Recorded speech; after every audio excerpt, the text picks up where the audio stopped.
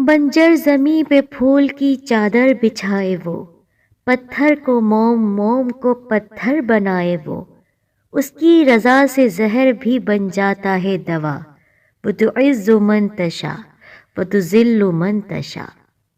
अस्सलामु अलैकुम व रहमतुल्लाहि व बरकातुहू।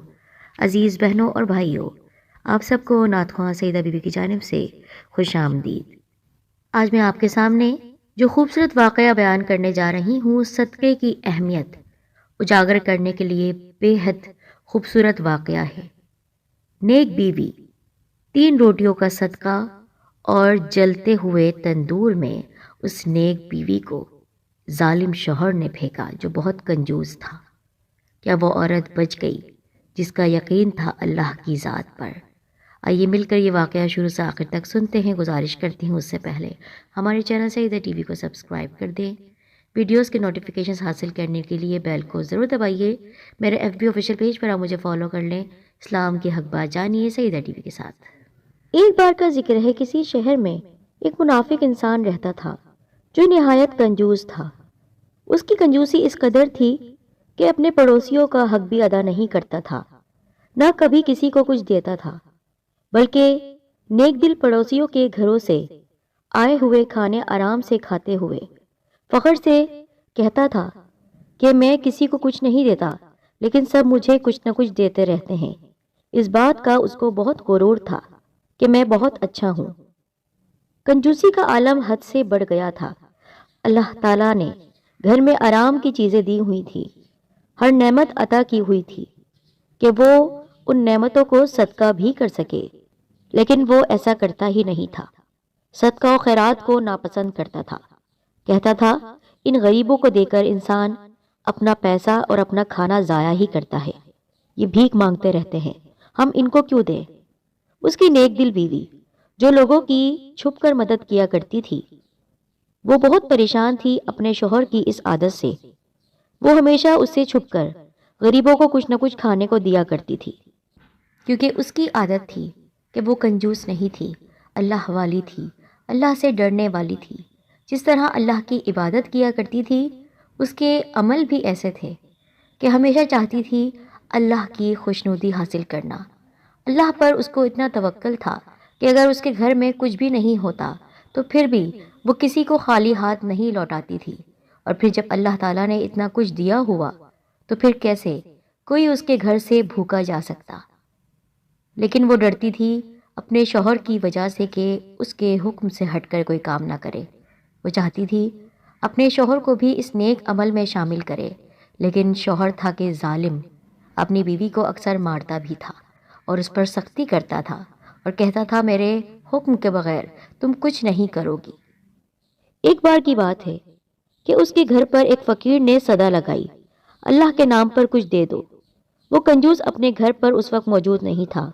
बीवी ने सोचा, चलो ये रोटियां जो मेरे पास इस वक्त रखी हुई हैं मैं इस फ़कीर को दे देती हूँ, ये बहुत भूखा है। वो फ़कीर को जब रोटियां देने लगती है तो उसी वक्त वो कंजूस आदमी घर लौट आता है। बीवी को फ़कीर को रोटियां देते हुए वो देख लेता है। वहां आकर फ़कीर को झड़क देता है कि इस घर में आने की कोशिश मत करना, यहाँ से कुछ मांगने की हिम्मत मत करना, चले जाओ यहाँ से। और फिर घर आकर बीवी को बहुत गुस्सा करता है और उसको मारना शुरू कर देता है कि तुम मेरी कमाई को इस तरह लुटा रही हो। अगर तुझे कसम है तूने किसी को हमारे घर की रोटियां या कुछ भी दिया तो मेरा मरा हुआ मुंह देखेगी। नेक दिल बीवी खामोशी से सुनती रहती है कि शौहर ने तो कसम दे दी है। बीवी रोती हुई कमरे में चले जाती है और अल्लाह से दुआ करती है, ए अल्लाह, मैं तो गरीबों मिस्कीनों की मदद करना चाहती हूँ। तूने हमें इतना नवाजा हुआ है, क्या मैं फ़कीरों को 2 रोटियां भी खाने की नहीं दे सकती? अब तो मेरे शौहर ने कसम दे दी है, अब तो मैं उसके खिलाफ जा ही नहीं सकती। अल्लाह मुझे और उसको माफ़ कर दे। कुछ दिन यूं ही गुजर गए। एक बार फिर किसी फ़कीर ने दरवाजे पे आकर सदा लगाई, बेटी खाने को कुछ है तो मुझे दे दो, मुझे भूख लगी हुई है, 2 दिन का भूखा परेशान हूँ, मैं परेशान हाल हूँ, मेरी मदद कर दो।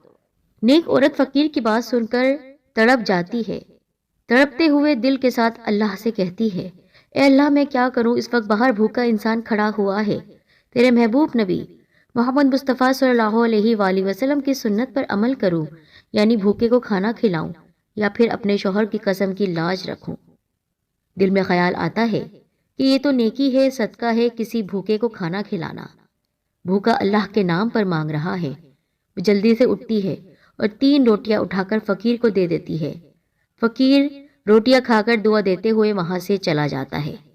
سمجھ رہی ہوتی ہے کہ اس بار شوہر نے مجھے نہیں دیکھا، لیکن اللہ تعالیٰ مجھے معاف کرے اگر میں نے کوئی گناہ کیا ہے۔ لیکن اس کا کنجوس اور جاہل شوہر ایک بار پھر اس کو دیکھ لیتا ہے اور گھر آ کر اس سے پوچھتا ہے، 3 روٹیاں جو گھر میں رکھی ہوئی تھی وہ کہاں ہیں؟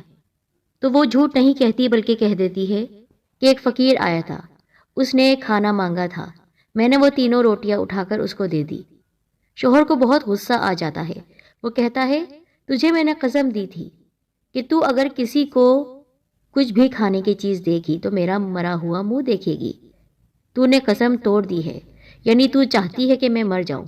بیوی فوراً کہنے لگتی ہے کہ میں نے صدقہ دیا ہے اور صدقہ بلاؤں کو ٹالتا ہے، تم نہیں مرو گے۔